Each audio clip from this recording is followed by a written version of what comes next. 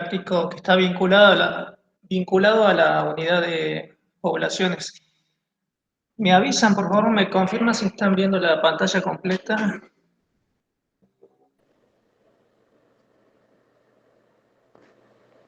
Ahí está. Bueno, gracias, Nelly. Bueno, en este trabajo práctico, que bueno, el tema es poblaciones, vamos a realizar dos ejercicios, ¿no? Uno, como ven acá el título, dice estimación del tamaño poblacional, que acá, bueno, yo le voy a mostrar un método que se utiliza para muestrear, para estimar poblaciones, ¿no? El tamaño de poblaciones de seres vivos móviles, particularmente de mamíferos o, sí, de móviles, ¿sí? Seres vivos móviles, a diferencia de las plantas que son o plantas u otros seres vivos que son inmóviles, ¿no? Y fíjense que después dice análisis demográfico, tablas de vida. La profe ya les mencionó, de estos dos temas la profe les mencionó algo en la teoría, ¿sí? El primero, ¿sí? Lo que es estimar el tamaño poblacional. ¿Por qué es tan importante esto, no? Es de gran utilidad para poblaciones en las que el tamaño poblacional es muy grande y no se puede hacer un censo total de los individuos. También donde hay un movimiento constante. Ustedes vieron que en las poblaciones humanas se hacen censos y bueno, y ahí se abarca a toda la población, ¿no? Los censos, el último censo que se realizó fue en el año 2010, hace bastante tiempo, y bueno, por ahí se hace un censo de toda la población. En el caso de otras poblaciones animales, es medio dificultoso hacer esto, ¿no? Entonces, como no se puede hacer un censo total, se emplean métodos que permiten estimar el tamaño de la población, ¿sí? La profe Lili les mencionó esto, ¿no? El muestreo de captura y recaptura. Que bueno, esto yo lo voy a mostrar con un ejemplo gráfico, ¿no? Pero que consiste en extraer muestras aleatorias de una población de interés y se le hace un marcado, ¿no? Posteriormente al marcado se los libera y se vuelve a hacer una recaptura. Bueno, y acá yo menciono ahí como un tercer párrafo los primeros antecedentes en usar este método, ¿no? Ground en el año 1662, que estimó el tamaño de la población londinense. Petersen en el año 1896 estimó el tamaño de una población de peces y midió las tasas de mortalidad, y en el año 1930 Lincoln lo utilizó para estimar una población de aves silvestres en Estados Unidos. Bueno, también acá menciona al francés, ¿no? Al matemático Laplace, que lo usó también para estimar el tamaño de la población francesa. Varios de estos investigadores son como los autores de los métodos que se usan en la actualidad, ¿no? Sí, está el método de Petersen, el método de Lincoln, ¿sí? ¿Cuál es el requisito a tener en cuenta durante el diseño de muestreo? Es tener en cuenta esta pregunta, ¿no? Si la población en estudio es abierta o cerrada durante el tiempo dedicado a su estima. ¿Qué quiere decir de abierto o cerrado? Los términos, recuerden, esto es para muestrear poblaciones que son móviles, a diferencia de las poblaciones inmóviles, ¿no? Como vegetales, hongos, que nosotros sabemos dónde están y es mucho más fácil hacer lo que es el censo. En este caso, que son poblaciones móviles, fíjense que siempre hay migraciones, ¿no? Emigraciones, inmigraciones, o sea, entrada de individuos, salida de individuos. Entonces, hay que tener en cuenta eso. Primero, ¿qué especie se va a estudiar? Hacer una revisión bibliográfica de esa especie y de las características en lo posible de esa especie. Y bueno, y tener en cuenta esto, ¿no? ¿Cómo son sus poblaciones? Bueno, abierta es justamente aquella donde hay un ingreso y una salida constante de individuos, ¿no? Y cerrada, relativamente cerrada, ¿no? Porque generalmente a veces no son muy cerradas las poblaciones, donde no ocurre esto, ¿no? Donde no hay emigraciones, no hay inmigraciones. Esa es una de las preguntas que se tiene que abordar cuando uno hace un diseño de muestreo, ¿no? Por ejemplo, para poblaciones cerradas podemos mencionar el método de Petersen, Lincoln y Schnabel, y para poblaciones abiertas el método de Joly-Sever. El que vamos a abordar en el día de hoy es el de Schnabel, que se llama marcado y recaptura de repetidos, se llama. Esto, creía que me había desconectado.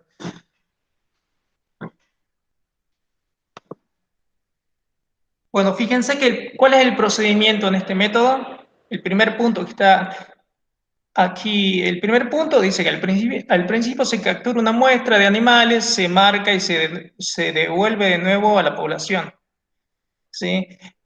Dos, en cada uno de los momentos subsecuentes se captura una nueva muestra, se examina y se registran los individuos que ya fueron capturados en muestras anteriores, después se marcan los individuos que no tenían marca y se liberan. Y el tercer punto es, bueno, el tercer punto a tener en cuenta en este método es se necesita un tipo de marca, ¿no? Ya que en este método debemos distinguir entre solamente dos tipos de individuos. Los individuos con marcas capturadas en una o más muestras anteriores y B, los individuos sin marca que nunca han sido capturados anteriormente. Bueno, fíjense que las características de este método es que es para poblaciones cerradas, es decir, que durante el periodo de estudio el tamaño poblacional total N permanece constante.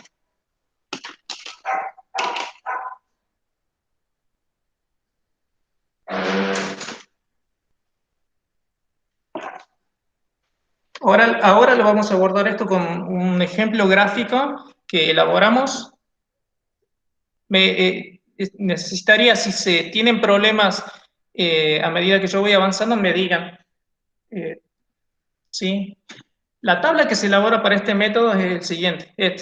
Sería esta, ¿no? Fíjense que está elaborada por estas columnas, donde en la primera columna está el número de muestreos, ¿sí? Que en este caso está representado por 8 muestras que se toman. Y luego hay una serie de parámetros que se tienen que evaluar. C sub i, R sub i, U sub i, M sub i. Luego esto es una multiplicación entre dos de los parámetros ya mencionados y van a ver que al final, en la última columna, hay una n que es el estimador del tamaño poblacional, cuya fórmula sería esta. Y si usted miran atentamente la fórmula, ¿qué es lo que dice la fórmula? Está representando la multiplicación.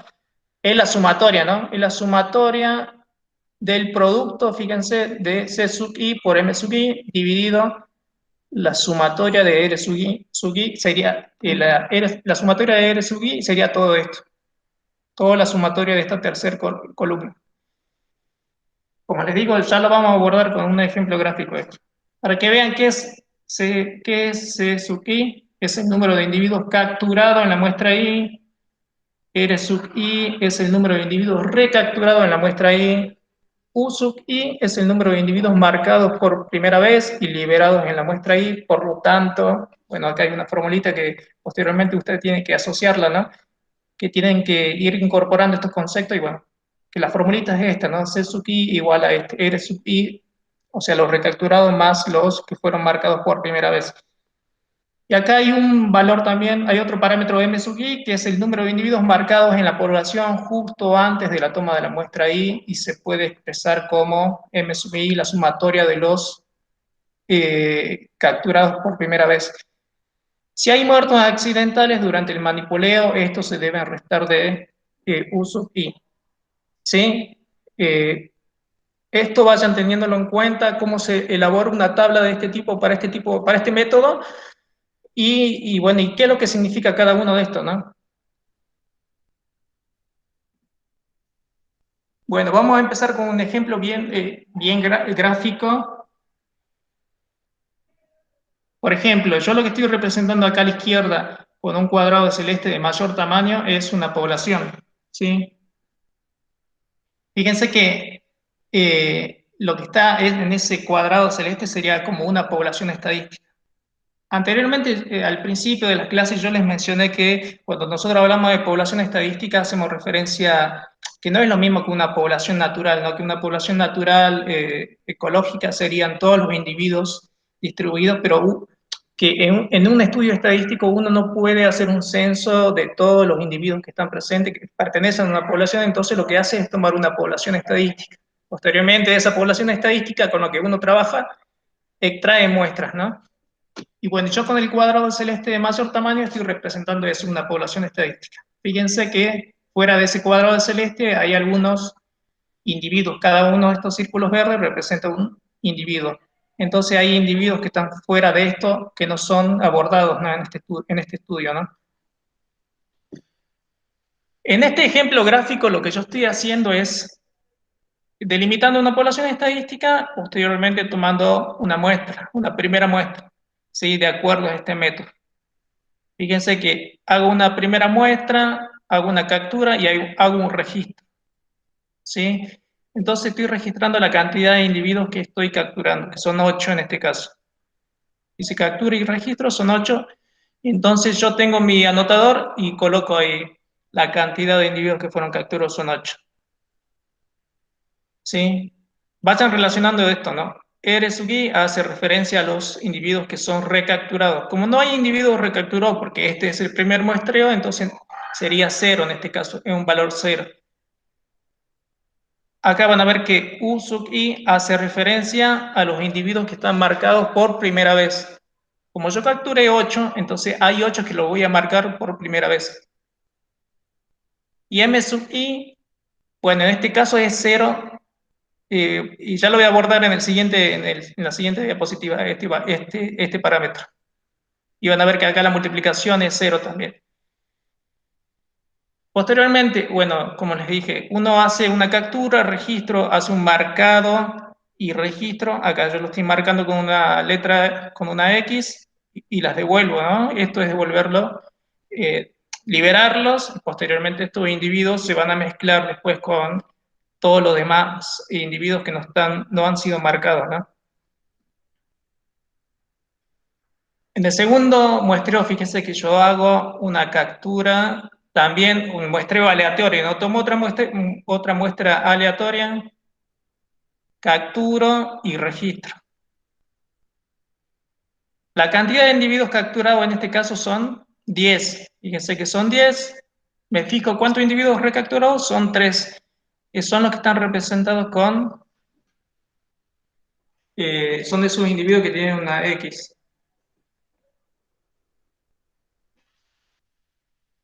Y fíjense que los marcados por primera vez serían 7, ¿sí? Bueno, acá, fíjense que estos son los marcados por primera vez, son 7. Fíjense que yo acá abajo les coloqué de vuelta la definición de cada uno de los parámetros. Fíjense que U sub I me está indicando con una formulita que C sub I es igual a la sumatoria de los recapturados y los marcados por primera vez. Si ustedes se fijan, C sub I es igual a la sumatoria de los recapturados y los marcados por primera vez. 7 más 3 o 3 más 7 me da ese valor de 10, ¿no? Utilizando esta formulita ustedes pueden despejar, ¿no? Si en el ejercicio nosotros les damos que averigüen algún parámetro, pueden utilizar esta fórmula. Bueno, y acá entramos acá fíjense que yo estoy marcando yo ya otro parámetro que es M sub I y que le asigno este valor 8. ¿Y qué significa este valor 8? Si ustedes ven la definición de vuelta, dice, es el número de individuos marcados en la población justo antes de la toma de la muestra I. ¿Sí? Justo antes de la toma de la muestra I. O sea, ¿cuáles son los individuos que están marcados en la población justo antes de la toma de la muestra I? En este caso, en esta muestra 2, la cantidad de individuos marcados antes de este muestreo serían estos 8. Por eso, fíjense, coloco este valor de 8. Y posteriormente van a ver que acá ya empiezo a usar esta formulita de C sub i por M sub i, me da este valor de 8, ¿no? 10 por 8 me da este valor de 80, incluso acá puedo hacer una estimación ya de la población, del tamaño de la población, y van a ver que la formulita era la sumatoria fíjense que era la sumatoria de las multiplicaciones de esto, dividido la sumatoria de los recapturados, que sería esto. Por eso es 80 dividido 3 y me da un valor de 26,7 individuos. Si lo redondeo serían 27 individuos. ¿Esto qué quiere decir? Que si nosotros utilizamos este estimador para averiguar el tamaño de una población de interés realizando solamente 2 muestreos, me estaría diciendo que la población tiene un tamaño de 27 individuos, ¿sí? Pero bueno, tenemos 2 muestreos, ¿no? A medida que nosotros vayamos aumentando la cantidad de muestreos, el estimador se va a ir acercando a lo que sería como un tamaño real de la población. ¿Hasta allí me van siguiendo? Sí, profe. Bueno, en un tercer muestreo, fíjense que hago lo mismo. Una muestra aleatoria, ¿sí? Una muestra aleatoria que siempre tiene que tener el mismo tamaño, no hay que seguir el mismo diseño, donde se capturan 8 individuos. ¿Cuántos recapturados hay? Hay 4, y hay 4 que son marcados por primera vez. Y fíjense que acá el valor de M sub i sería la cantidad, es el número de individuos marcados justo antes de este muestreo. Y fíjense que la formulita dice sumatoria de los valores de U sub i. Entonces este valor de 15 me está indicando que es la sumatoria de estos valores de U sub i. ¿Sí? Son los individuos marcados justo antes de este muestreo 3, ¿cuántos individuos marcados tengo anteriormente? Me pregunto. Entonces tengo que sumar 8 más 7, me da este valor de 15. El producto de C sub i por M sub i me da 120, y bueno, y si yo aplico el estimador, 200, 200 hace referencia a este no al total de 120 más 80, 200 dividido 7, me da este valor del estimador, 28,6. Bueno, así sucesivamente. Fíjense que yo hago un cuarto muestreo donde ya hay 6 individuos que capturé, 2 recapturados, 4 marcados por primera vez, y acá de vuelta, ¿no? Este valor de M sub i es la sumatoria de todos los individuos marcados anteriores a este muestreo. 8 más 7 más 4 me da este valor de 19. Y el estimador en este caso, vean que va cambiando, que en este caso redondeando van a ver que es un valor de 35. Ya vamos cambiando lo que es el estimador. Bueno, los individuos son marcados, devueltos, son liberados, son devueltos a la población natural, ¿sí? Un quinto muestreo, fíjense que acá ya el estimador, fíjense que va cambiando, de anteriormente que teníamos, a ver, era 38, no, 35, ya pasamos a un 45, ¿sí? Vamos, nos vamos acercando, va siendo un poquito más preciso el estimador, ¿no? Un sexto muestreo, fíjense que el estimador se me ha dado un valor de 50,6, redondeando sería 51. Un séptimo muestreo, fíjense que el estimador se ve 55,4. Y un octavo muestreo, el estimador es de 55,1. O sea, de 55,4 que estaba anteriormente en el séptimo muestreo, ya bajamos a 55,1. Entonces ya con 8 muestreos o 9 muestreos es suficiente. Fíjense, el estimador lo que propone es realizar 8 muestreos, 9, ¿sí? Porque a medida que si nosotros aumentamos más el muestreo, entonces a medida que aumentamos los muestreos siempre se va reduciendo lo que se conoce como error experimental. Y a medida, lo que nos permite ver este método es que con 8 o 9 muestreos ya es suficiente, entonces no hace falta seguir haciendo más muestreos porque ya nos estamos aproximando a lo que es el tamaño real de una población, ¿sí? Si ustedes se fijan acá a la izquierda, yo, bueno, fui colocando, ¿no? En el esquema todos los individuos que ya están marcados y solamente quedan muy pocos individuos sin marcar, porque a medida que nosotros muestremos vamos a obtener más muestras con más individuos marcados, entonces la precisión va a ser mucho más exacta, pero bueno, con 8 muestreos es suficiente, 9, 8 o 9 muestreos es suficiente. Sí, yo estoy mostrando acá solamente 8. ¿Se entiende hasta acá cómo se trabaja con el método?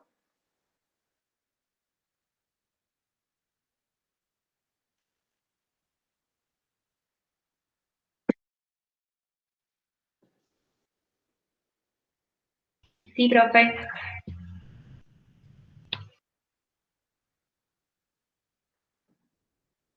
Bueno, fíjense que uno de los ejercicios que nosotros le proponemos es de este tipo. Sí, a mí me interesa que ustedes entiendan cómo se trabaja con este método. Ustedes lo pueden aplicar, ¿no? Más adelante, si están interesados en estudiar poblaciones de algún grupo en particular, bueno, les quedaría hacer una revisión bibliográfica sobre la especie en cuestión que quieren estudiar y bueno, y si quieren aplicar algún tema de este tipo de método, ¿no? Para estudiar las poblaciones de esa especie de interés.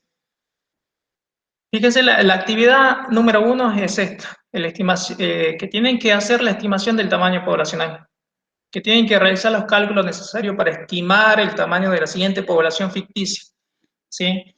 Elabore y complete la siguiente tabla y estime el tamaño poblacional. Fíjense que nosotros le estamos entregando una tabla que tiene 8 muestreos con los valores capturados, ¿sí? Y con los valores de marcados por primera vez. ¿Cuáles son los datos que usted tiene en la mano? Son estas fórmulas. Se lo mencioné anteriormente, tienen la formulita esta, de C sub I, ¿sí? Y tienen la fórmula del estimador, cómo calcularlo, ¿sí? El segundo punto de esta actividad es esta. En una bolsa de tela coloque un número conocido de porotos u otros elementos, ejemplo 150 unidades, y realice 9 muestreos al azar a través del método de Snabel. Es decir, extrae una muestra aleatoria, cuente el número de individuos, los marca con un marcador indeleble o un corrector y los devuelve a la bolsa. Posteriormente tienen que mezclar bien la bolsa, extraer una segunda muestra aleatoria, cuentan el número de individuos, el número de recapturados, marque los individuos registrados por primera vez y devuelve a la bolsa. Y bueno, y este procedimiento se repite hasta el muestreo número 9. ¿Se entiende el segundo punto?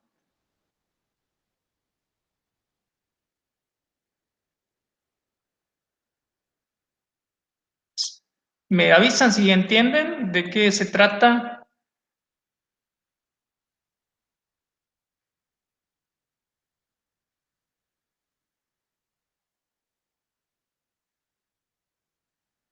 Hola.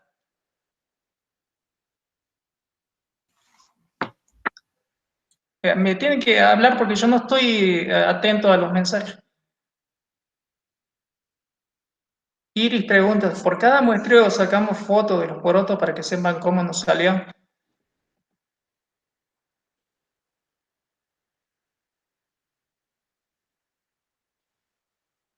A ver, yo les muestro. Esto es el informe de una compañera de ustedes del año pasado que hizo, sí, la metodología. Ella trabajó con porotos, fíjense, no, con alimento de perro, y ella utilizó una bandeja. ¿Sí? Nosotros esta práctica la hacíamos en el aula y teníamos una bolsa cerrada, ¿no? Una bolsa cerrada y que no sea transparente. En este caso, su compañero usó una bandeja donde colocaba 150 unidades de alimento de perro y posteriormente, fíjense que ella, bueno, cerraba los ojos y metía la mano en esa bandeja y extraía una muestra. Y bueno, y así le fue colocando una marca, ¿sí? Es importante siempre la toma de la muestra. Fíjense que yo en el diagrama que le mostraba una muestra de un cuadrado del mismo tamaño, ¿no? Entonces, eso es importante siempre en un diseño de muestreo, el tamaño de la muestra que uno toma. Porque si ustedes pueden meter la mano en la bandeja, en la bolsa, pueden extraer un puño en un primer muestreo y en un segundo muestreo van a obtener, por ejemplo, menos, o van a sacar un poquito así con los extremos de los dedos. Entonces, la idea es tratar de hacer el mismo método de extracción, ¿no? Si sacan un puño, traten en el segundo muestreo sacar, también extraer un puño de las unidades que quieren evaluar.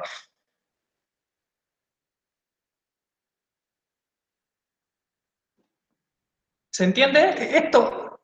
Ustedes pueden usar 150 unidades, 200, si esto queda a criterio de ustedes.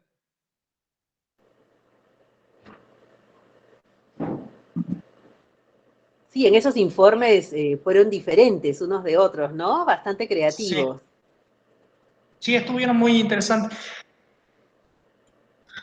Profe, entonces, bueno, elegimos 150, los marcamos así y tenemos que hacer esa tabla, así como del punto anterior. Sí, tienen que elaborar una tabla de este tipo, ¿sí? Ah, bien. Fíjense que acá su compañera lo que hizo ella fue estimando, para cada muestreo fue estimando, fue calculando el estimador, ¿sí? Para cada muestreo. Ustedes lo pueden hacer, pero lo que nosotros nos interesa es el último, porque nosotros les pedimos que hagan, el ejercicio se trata de que hagan 9 muestreos y, bueno, y al final calculen el estimador con 9 muestreos. Pero si ustedes quieren hacer el ejercicio de ver cómo va variando el estimador a medida que aumenta el muestreo, bueno, no hay problemas. Fíjense que su compañera tenía el estimador 130, 120, fue bajando a 123, después varió a 131, hasta llegar a este valor de 136. Entonces, ¿qué le está diciendo el estimador en este caso a su compañera? De que hay el tamaño de una población ficticia sería de 136 individuos, ¿sí? Y fíjense que nosotros empezamos a trabajar con 150 unidades. Ella empezó a trabajar con 150 unidades y, bueno, y el estimador está arrojando un valor de 136 que es muy cercano a eso, ¿no?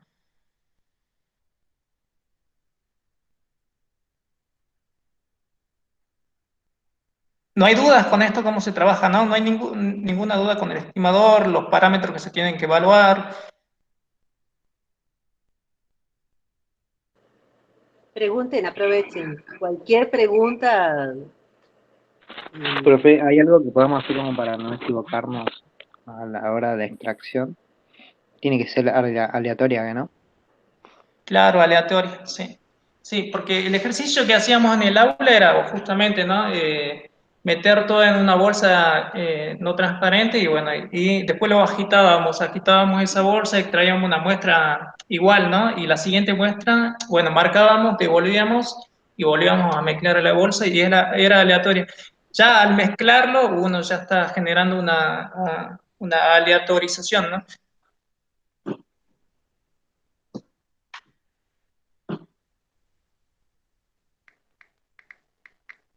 Bueno, si no hay preguntas, no hay más preguntas, a ver si alguien más.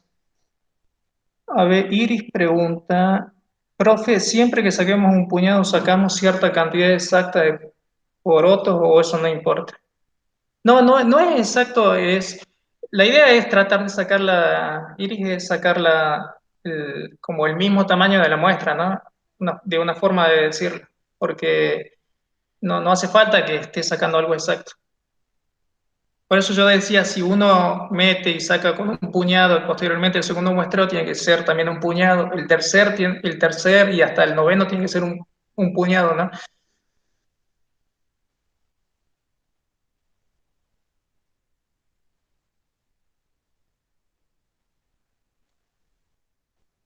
Bueno, así como su compañero trabajó con alimento de perro, bueno, hay otro de sus compañeros que trabajó, por ejemplo, en lugar de trabajar con 150 unidades, trabajó con más, ¿no? Con 300, 400, porque él quería probar eso, no quería ver cómo le salía el estimador aumentando la cantidad de individuos de una población, de esta población ficticia, ¿no?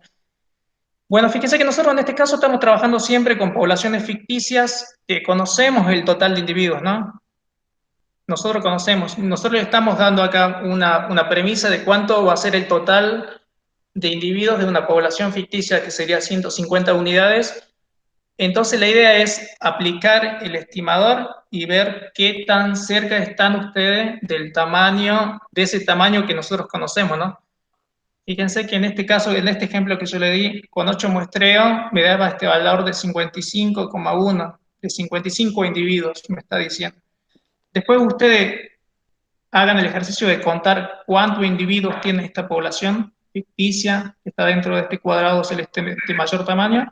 Van a ver que la cantidad de individuos si no me equivoco, eran 60 o 58, no recuerdo bien ahora. Pero la idea es que ustedes pongan en práctica un método importante para lo que es estimar el tamaño de poblaciones.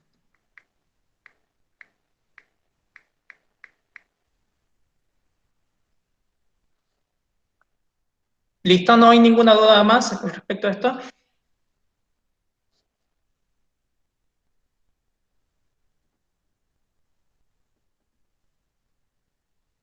Gracias, Iris.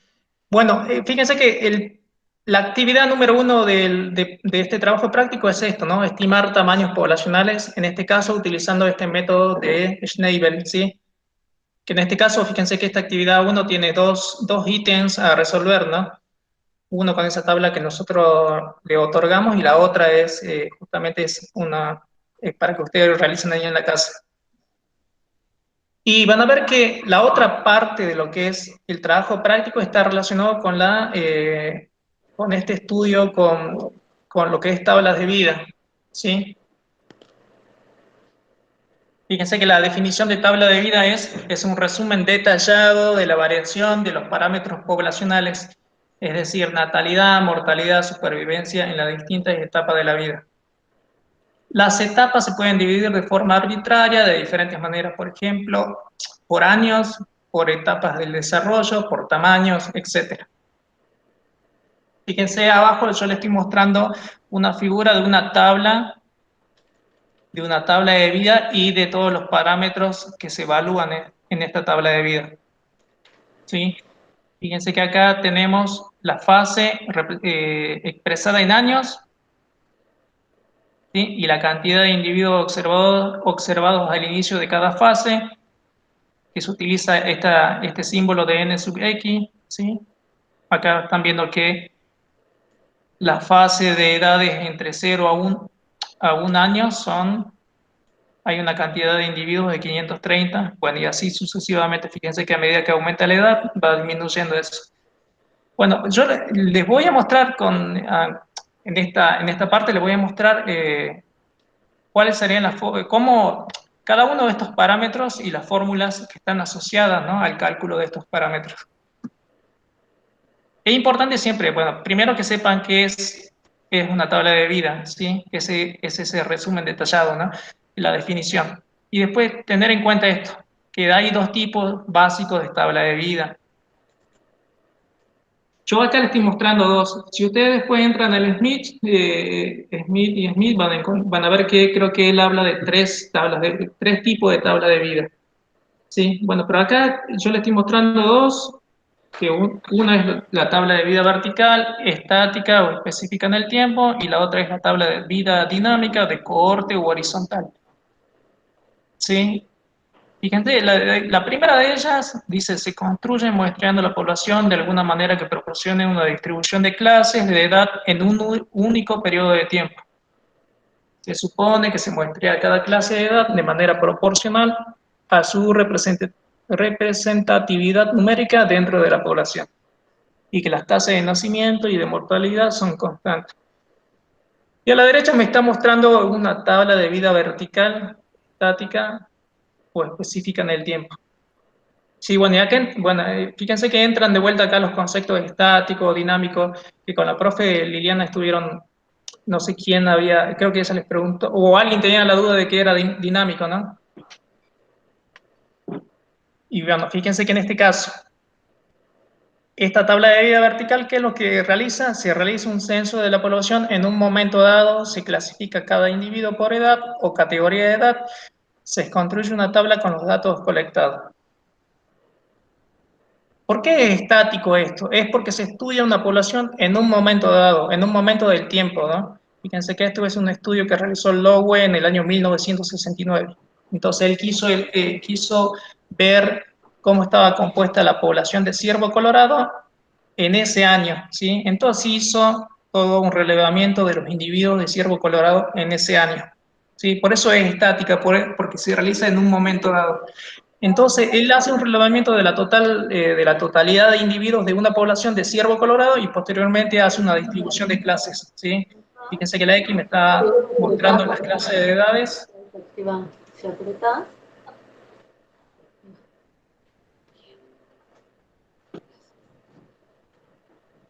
Fíjense que están las clases de edades desde 1 año hasta individuos que tienen 16 años y posteriormente la cantidad de individuos. Acá, bueno, lo está representando con la letra A sub X, pero esto se corresponde con aquí, el que, bueno, yo le mostré en la tabla, ¿no? Anteriormente. Y bueno, me está mostrando la cantidad de individuos que tienen un año 129, tienen un año, 114 tienen 2 años, y así sucesivamente, y posteriormente calculan todos los parámetros, ¿no? De una tabla de vida. Bueno, esta es una tabla de vida vertical estática, ¿sí? Es en un momento dado. Se diferencia de lo que es una tabla de vida dinámica, y ustedes recordarán que dinámico, y la profe les dijo, tiene que ver con algo que es variable, ¿no? Es todo lo contrario de estático. En este caso es dinámico porque es variable en el tiempo, porque a un grupo de individuos se le hace un seguimiento.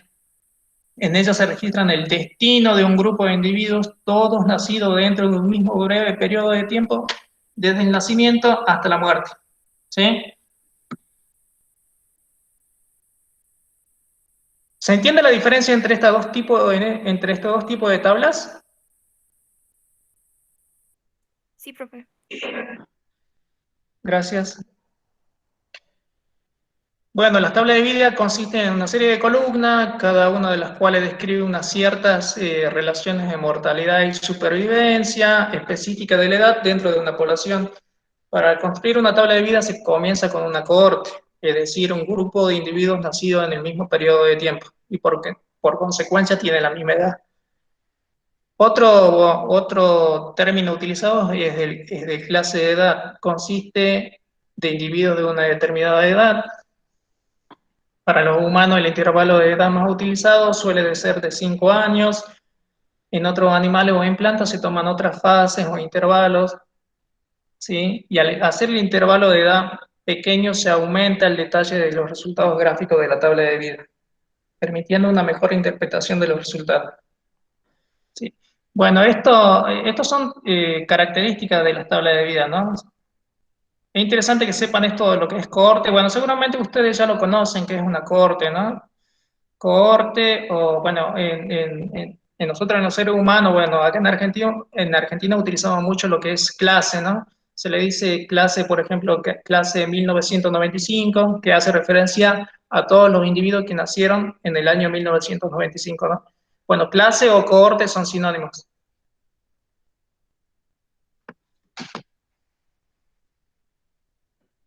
Bueno, acá va un ejemplo de lo que es una tabla de vida dinámica. Nosotros, bueno, eso no, me había olvidado de decir, en el trabajo práctico vamos a trabajar con tabla de vida dinámicas, ¿sí? Estática no. ¿Cómo se construye una tabla de vida? ¿Qué es lo que hace uno al inicio? Como ustedes vieron, para estudiar población se procede a hacer un muestreo, ¿no? De la población. Se toman muestras. Si ustedes ven acá, estos son datos correspondientes a una población de castores capturados, marcados y recapturados durante un estudio de 9 años. ¿Sí? El estudio dura 9 años, entonces se le hace un seguimiento. Ustedes fíjense que se le hace un seguimiento a los distintos grupos de individuos capturados en distintos años, se le hace un seguimiento desde su nacimiento hasta la muerte. Eso se diferencia con lo que es una tabla de vida estática, que era en un año, ¿no? En un momento dado del tiempo. Bueno, uno cuando va al campo y trabaja de esta manera, ustedes, por ejemplo, pueden elaborar una tabla de este tipo, donde ustedes pueden ver el año de marcado. Fíjense que está el año de marcado, 1956, 57, 58, 59, y en las columnas están representando el número de individuos marcados, ¿sí? Por ejemplo, en este estudio se tomó una muestra de individuos de castores en el año 1956, que era de 40, ¿sí? Se los marcó y se los libera. Sí, en el año 1957 posteriormente se hace otra toma de muestras. Acá me había olvidado de mencionar esto, ¿no? Que estos individuos son todos como recién nacidos, como se hace un registro de los individuos que nacieron en ese año. Posteriormente, en el año 1957, fíjense que se hace otra toma de muestra utilizando el mismo diseño de muestreo, y se obtienen 138 individuos que nacieron en ese año, en 1957, y a la vez se obtienen 8 individuos del año 1956. Entonces, fíjense cómo descendió, ¿no? Desde el año 1956 al 57, de 40 descendió a 8. Es probable que, bueno, justamente hay algunos individuos que no se hayan tomado, ¿no?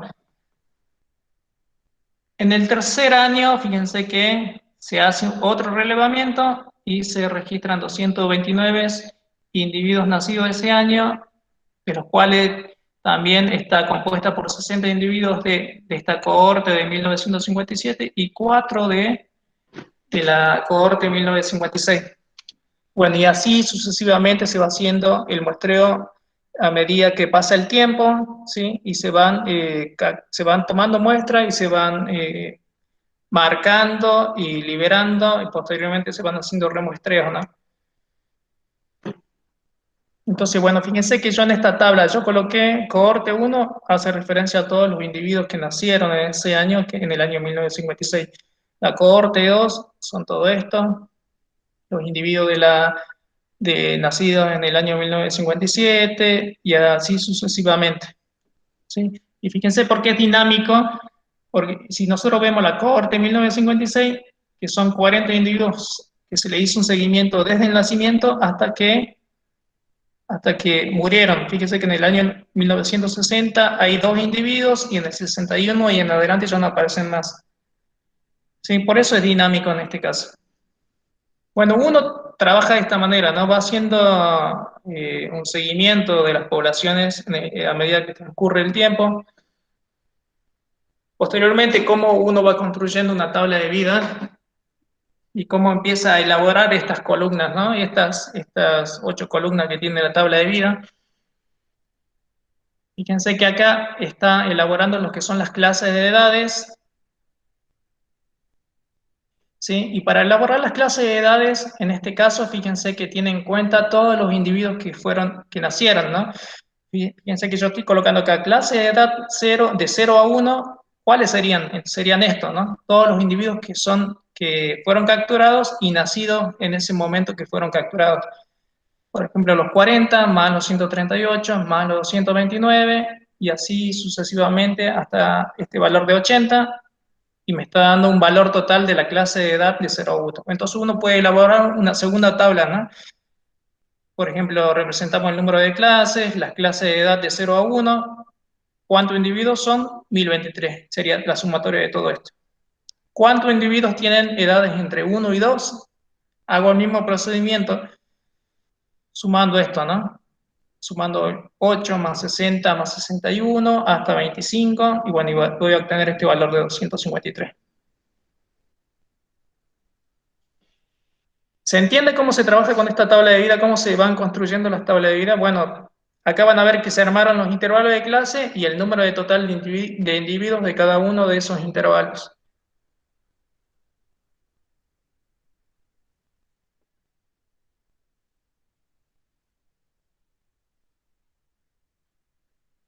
¿Se entiende?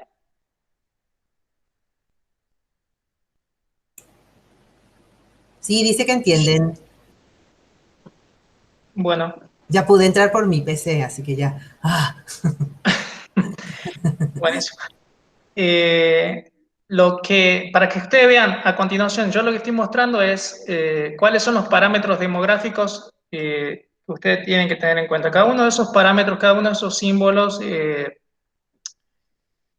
tiene una definición, ¿no? Por ejemplo, n sub x representa el número de individuos observados al inicio de cada fase, L sub x es la proporción de supervivientes al inicio de cada fase, D sub x la proporción de muertes durante cada fase, la tasa de mortalidad representado con Q sub x, acá L sub x, L mayúscula, ¿no? Fíjense, es el número de individuos, el número promedio de individuos vivos. No vayan a confundir este L sub X mayúscula con este L sub X minúscula. Y luego está esta columna que es el número de individuos de edad X y mayores, que es T sub X, y la esperanza de vida. Fíjese que en este caso tomé otro ejemplo, ¿no? Estoy tomando los datos de una población de ardillas grises del noreste de Virginia Occidental que fue objeto de un estudio de 10 años. Acá, bueno, es lo mismo, ¿no? Se le hizo un seguimiento a una población de ardillas durante 10 años y también algo similar a esto, ¿no? Tenían una tabla base de este tipo, posteriormente armaron los intervalos de clase y lo están representando aquí, ¿sí? Van a ver que están los intervalos de clase o fase, en este caso en años, las edades de 0 a 1, cuántos individuos son, 530, de 1 a 2, 134 y así sucesivamente. Fíjense, estos son todos los parámetros que ustedes que tienen que calcular. Nosotros le vamos a entregar un trabajo práctico con estos ejercicios, con ejercicios de este tipo. Ustedes tienen que calcular todos los parámetros, ¿no? Nosotros le vamos a entregar tablas de este tipo, que tienen estas dos columnas. Ustedes tienen que averiguar las columnas restantes. Bueno, yo voy a pasar rápidamente, ¿no? Lo que es todas las columnas y qué significan. Estas dos, bueno, ya las mencionamos. La primera y la segunda columna, ¿sí? ¿Qué es lo que representan? La tercera columna, fíjense que, bueno, acá ya les estoy mostrando la fórmula, que es la proporción de supervivientes al inicio de cada fase. Bueno, y acá les estoy mostrando la fórmula, ¿no? Fíjense cómo se calcula en este caso de L sub X, es una proporción entre N sub X y N sub 0, ¿no?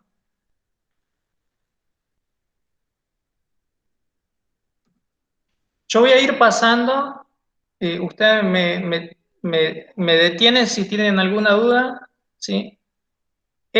Toda esta información va a estar dentro de lo que es el trabajo práctico y también está dentro de lo que es el libro de prácticas de ecología general, ¿no?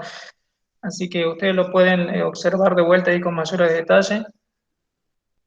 Fíjense que en este caso la cuarta columna está compuesta de este parámetro, ¿no? Que es la proporción de muerte durante cada fase.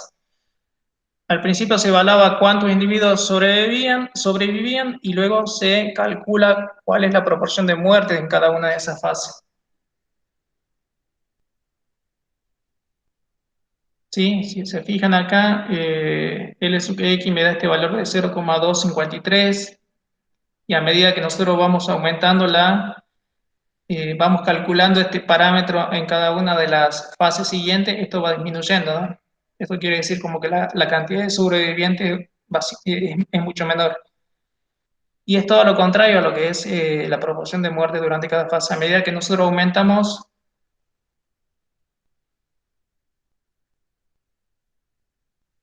van a ver que aquí, bueno, estamos utilizando dos fórmulas, ¿sí?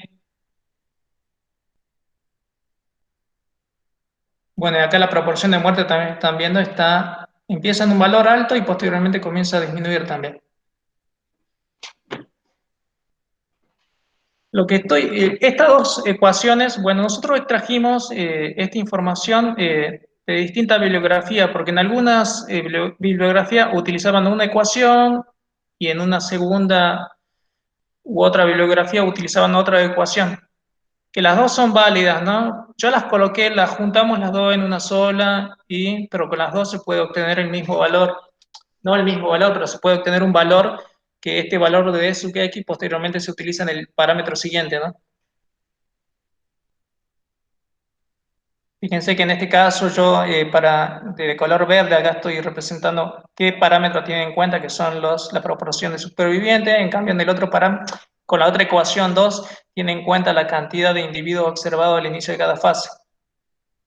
Bueno, como les decía, este parámetro está vinculado al que sigue, ¿sí?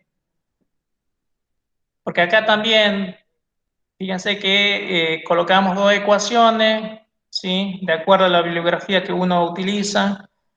Nosotros las colocamos acá. Y fíjense que la primera ecuación de este rosado más clarito tiene en cuenta lo que es la proporción de supervivientes, y en cambio en el otro tiene en cuenta lo que es la cantidad de individuos observados al inicio de cada fase. Pero van a ver que siempre el resultado que otorga cada una de esas ecuaciones es la misma. Ustedes pueden usar cualquiera de las ecuaciones, ¿no? Bueno, esta quinta columna me representa la tasa de mortalidad y está representado con esta letra, ¿no? Q sub X. La sexta columna es el número promedio de individuos vivos. Aquí está la fórmula respectiva.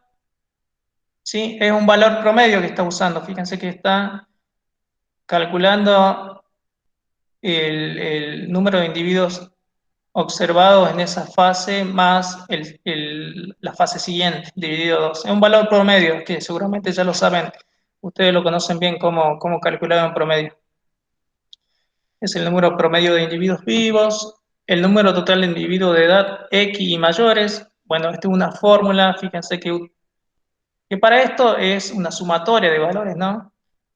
Este está vinculado al parámetro anterior, que fíjense que es una sumatoria de los valores de ese parámetro, ¿no? De ese número promedio de individuos vivos. Y que para calcularlo hay que sumar los valores de L sub X desde X hasta el final de la tabla. Bueno, acá yo les estoy dejando los ejemplos, no voy a entrar en tanto detalle. Y bueno, y la última columna es la de esperanza de vida, está representado con la letra E sub X, y van a ver su fórmula respectiva, y bueno, y cómo se calcula, ¿no? Con los ejemplos. ¿Y qué representa la esperanza de vida y la cantidad media de años que se espera que viva un individuo desde el momento de su nacimiento? ¿Sí? Bueno, esto, allí terminaría lo que es la tabla de vida, y posteriormente lo que les pedimos a ustedes que hagan en el trabajo práctico es graficar, ¿no? Ahora les voy a mostrar el trabajo práctico. Bueno, eso sería el final de la presentación. Ahora les muestro el trabajo práctico.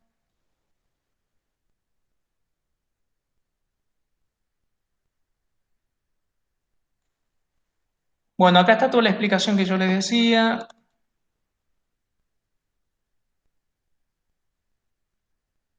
Las actividades, estas son las tablas que nosotros le damos para que ustedes hagan todos los cálculos, ¿no? Por ejemplo, tenemos esta tabla 10.3, que son datos correspondientes a una población dispersa de una mariposa.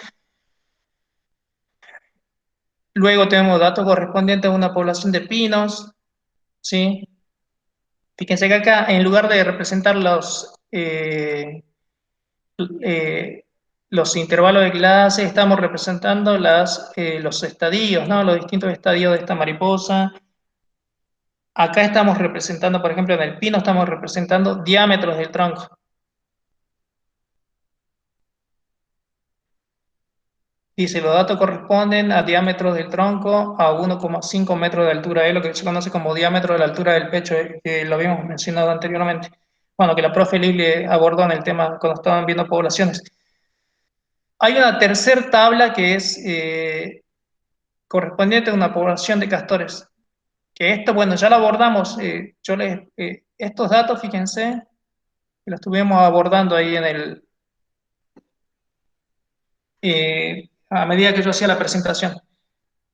Sí, ustedes tienen que trabajar con estas tablas y bueno, y fíjense que les pedimos, realicen los cálculos necesarios, elaboren las tablas de vida. Posteriormente les pedimos que representen gráficamente. ¿Qué tienen que representar gráficamente? A, L sub X frente a X. B, Q sub X, que es la tasa de mortalidad frente a X. Y C, le pedimos que hagan un tercer gráfico de esta manera. La esperanza de vida frente a X.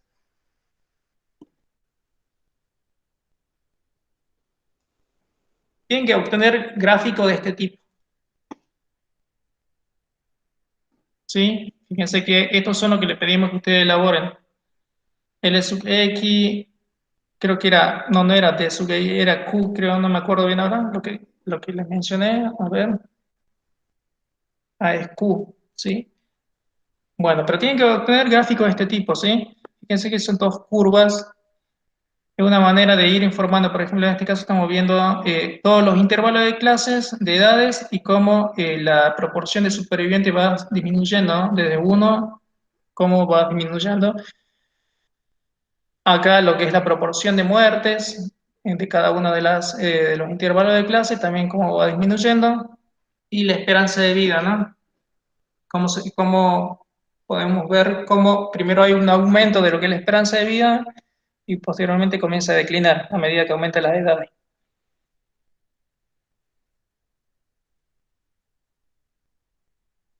Bueno, y después hay otras preguntas que le vamos a pedir que las lean y que las resuelvan, ¿no?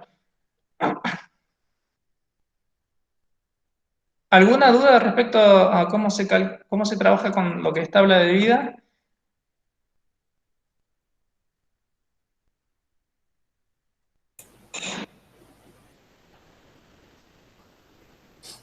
Dicen que no. Bueno, les recomendamos que intenten hacerlo cada uno por su cuenta. Después, bueno, pueden preguntarse, pero no se copien, porque de esa manera no van a aprender cómo se hace.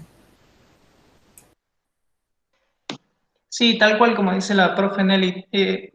Hagan el ejercicio ustedes de trabajar esto, ¿no? Con la bolsa, de traer ustedes, por ejemplo, en ese de estimación del tamaño poblacional, de traer ustedes, trabajar para que vean cómo es el método. En este caso, trabajen ustedes, háganlo si quieren en sus carpetas, incluso si manejan bien el Excel, ustedes pueden aplicar fórmulas en el Excel y posteriormente colocan los datos y bueno, y se puede calcular automáticamente.